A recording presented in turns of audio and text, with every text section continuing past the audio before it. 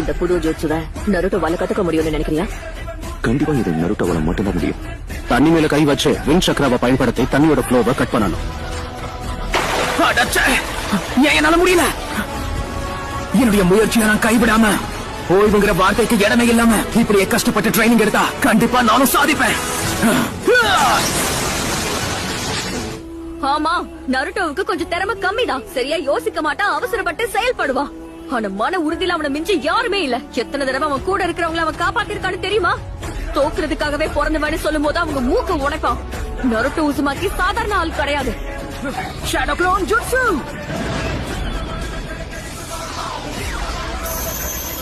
Okay, ஆரம்பிக்கலாம். கதை புரிஞ்சுது.